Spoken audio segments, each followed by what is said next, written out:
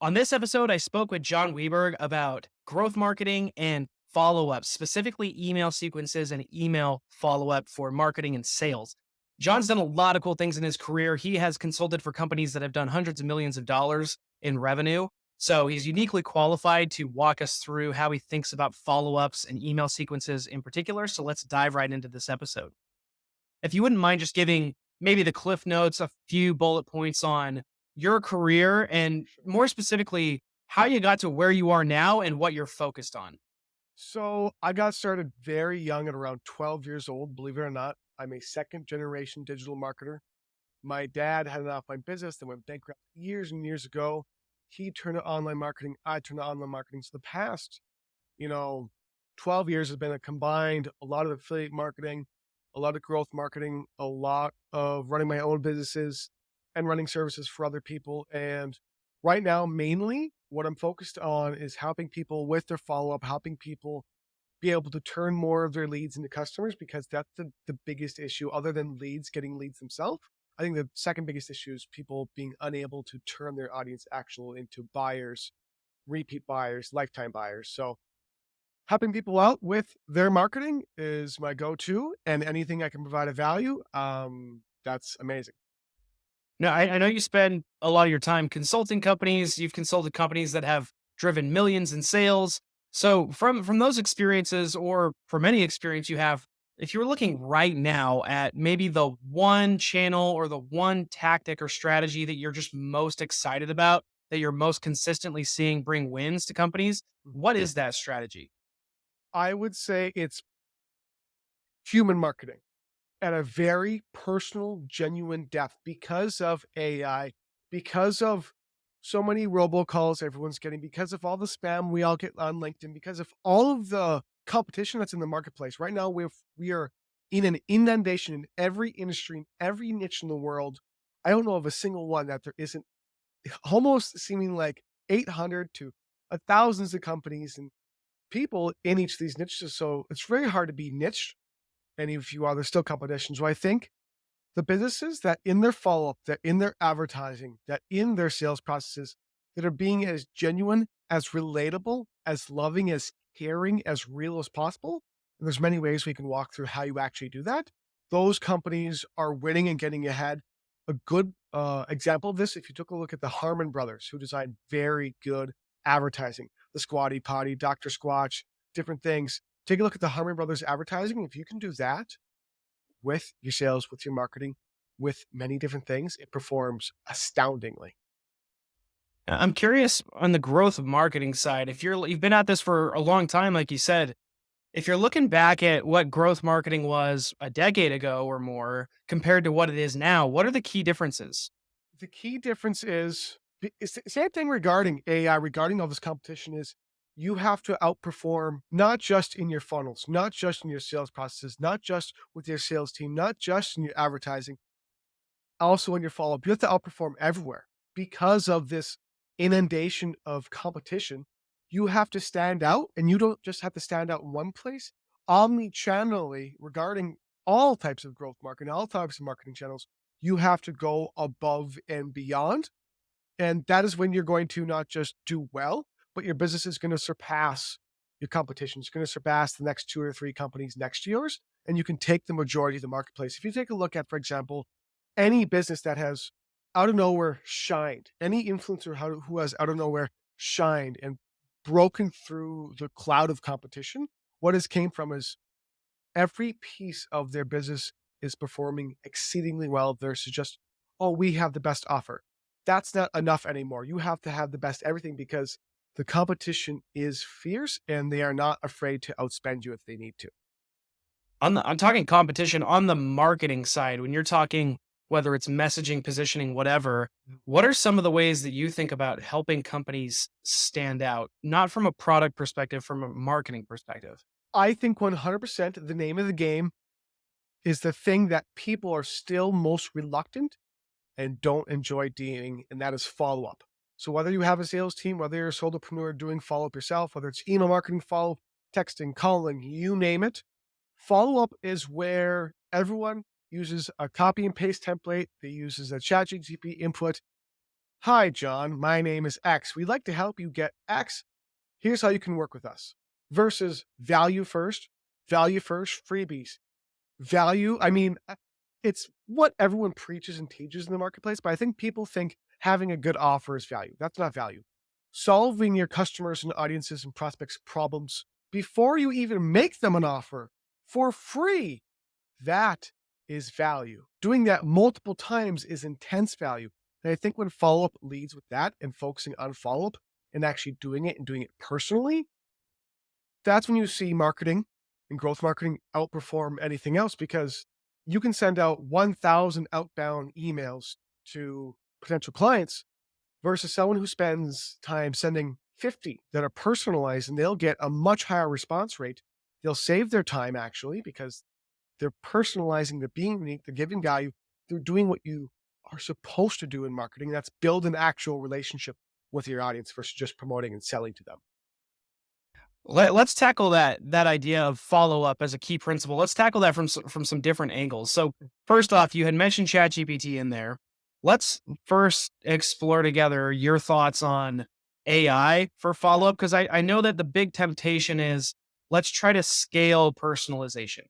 When I Mhm. say that, what comes to mind? What are your overall thoughts? Scaling personalization, which is done, I've never seen it basically not done this way, is okay, we're going to have all these contacts. We're going to make it a simple AI slash prompt or blueprint that we use to customize it, tagging people's names, tagging people's company, tagging people's you name it, in order to broadcast out to as many contacts as possible. But again, the problem with that is currently, in my opinion, most AI is not good enough to actually use language that is unidentifiable from human language, talking nonchalantly, talking very plainly, talking in a genuine feeling relationship and personalized enough that someone actually goes, I can tell you care about me. You've written such an amazing response or outbound message that I can tell you care about me. You put actual time and thought because people think a name and a company name is personalization. That's not. That's what everyone's doing. Like I'm saying,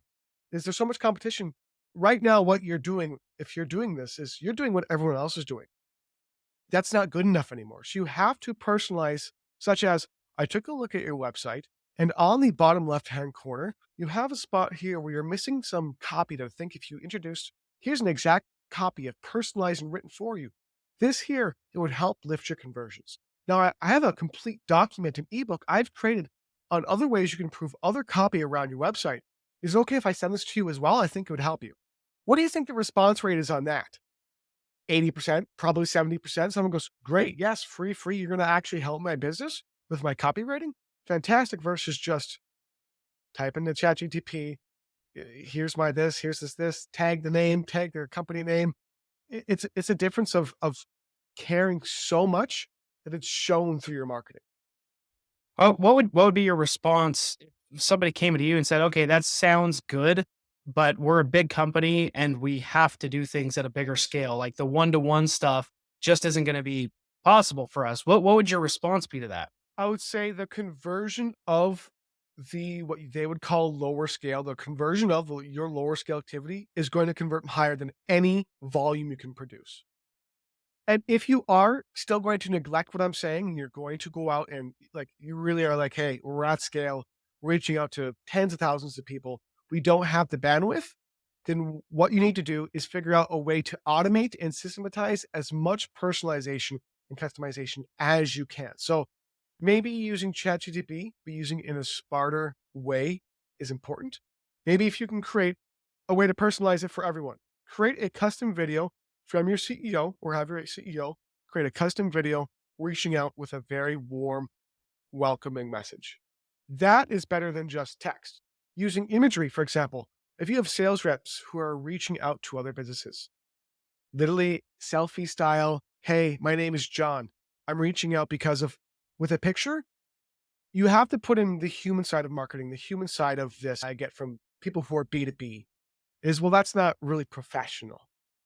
But what we, again, I'm getting back to this kind of essence of all marketing, all business is you are dealing with people.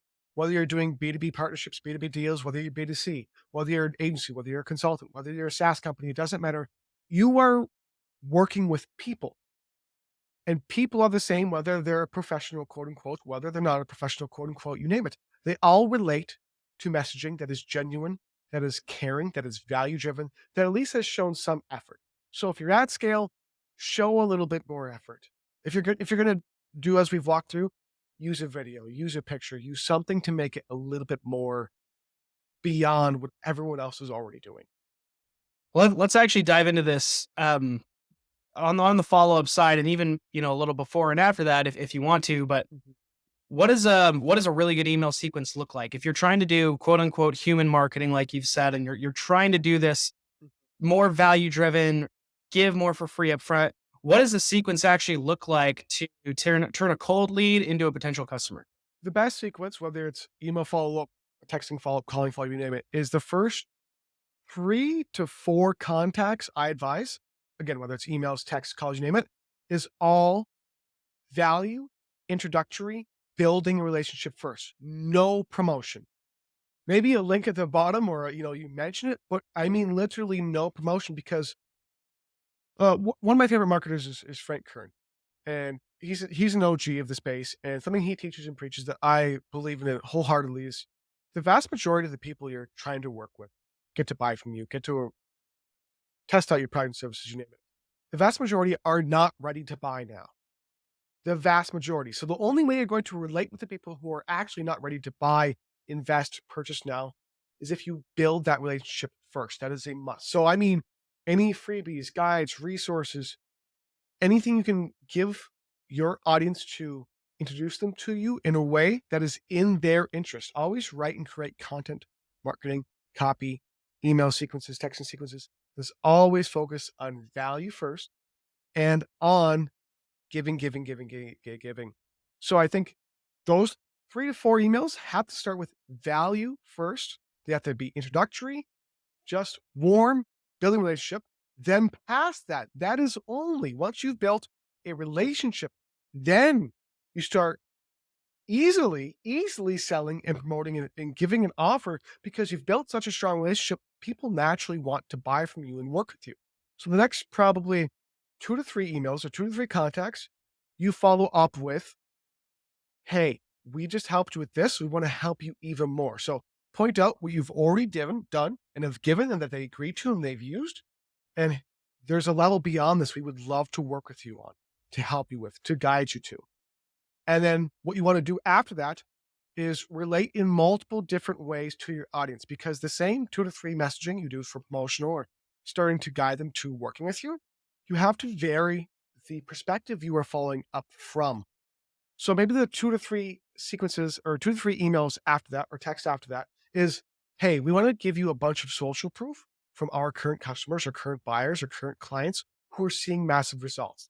The next 2 to 3 after that is all storytelling about, hey, I just want to walk you through why and how our company was created because we want you to know how much we care about our customers and show you how much thought has gone into our products, our services. And you keep doing that every 2 to 3 emails or contacts. You vary the focus because also in anyone's audience, there's different types of people who relate to different types of information. Again, all surrounding human marketing relating to each type of person you're dealing with.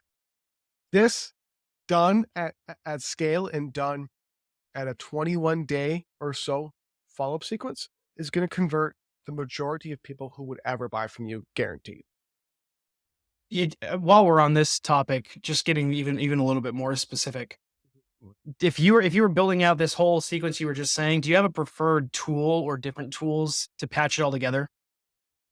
I do have biases as I've used most of the CRMs. I've used most of the autoresponders there are out there. I've probably used probably 50 or 60 of them.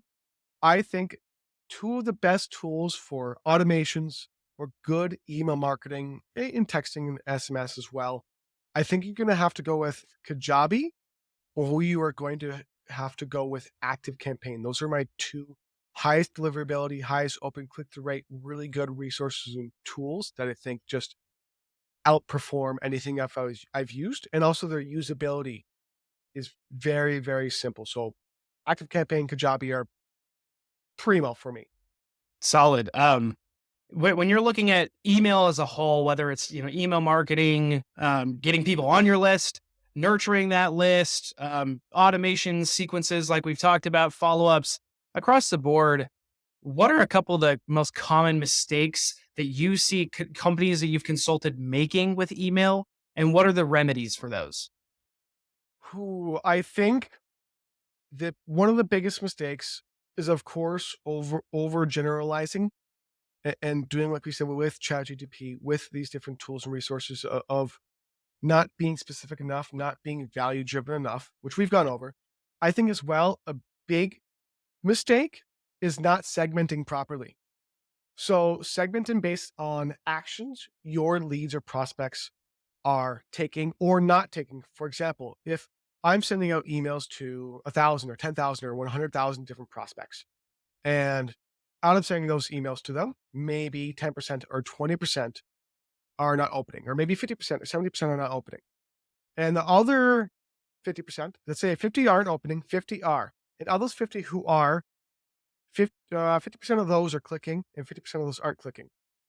The biggest mistake in a lot of email marketing, basically all follow up, is treating all of these people as if they are the same people, but they're not, because they are showing you their interest based upon the actions they are taking. So you have to segment properly based upon those actions and non-actions. So by people who haven't opened anything, maybe after between 3 to 6 emails, for example, you would want to put them into an unengaged email automation or follow-up sequence to get them to re-engage with more, I hate to say the word hypey, but more attention grabbing, really shocking email headlines to get a percentage of these people to finally open.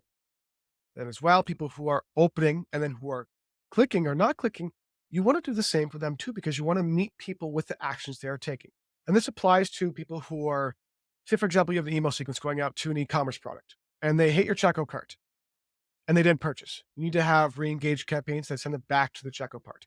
If you do that within, I believe, 5 or 10 minutes, you increase checkout cart conversions by at least like 30 or 40%, which is astounding.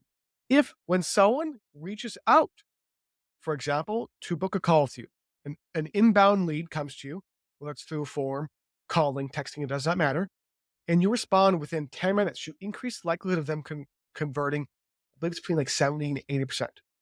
So proper segmenting drastically increases the conversion rate and percent chance of people actually buying from you. So I think doing really good, high quality segmenting based on opening, clicking emails, based on buyers, non-buyers versus on checkout carts, visiting your website, you name it, and retargeting those people with advertising as well, that's huge. Last question here, and then we'll hop off. So I know you mentioned working with Frank Kern and learning from him at one point in your career, and you've worked with other big marketers in your career as well. Across all those people, what are some of the key lessons and principles that they've taught you that kind of stand out right now? Right now, I'm working with a really cool guy in affiliate marketing. He's one of the best affiliate marketers there are. His name is Jon Crestani. And something he's taught me while working with him is that if right now your business is struggling, your marketing, your ads aren't performing, they're not scalable, you're outbound, you name it, the best thing you can do is take a look at the best performing competitors there are in your marketplace and duplicate and customize and personalize that with your own branding. I'm not saying copy and paste. I'm saying, okay, you want to take a look at what's working and go, how can we duplicate this, but in our own way, with our own messaging, with our own story, with our own, you name it, to our own offer, with our own audience and make it better. Let's make this really good example of what's already working and revolutionize it and make it perform even better. That is a huge shortcut to making any follow up, any marketing, any ads, anything perform exceedingly well. Take a look at what's already working, because if competitors who are doing way better than you are making it work, you can, or just take notes of what are they using for their CTAs? What are they using for their forms? How big or short are their forms? Kind of hack, take a look at the marketing that's converting and just take examples of that and see how you can apply it to your own business. That's probably a really good strategy. I think that helps a lot of people shortcut experimenting with ads, experimenting with follow up, experimenting with funnels, and having them work or not work.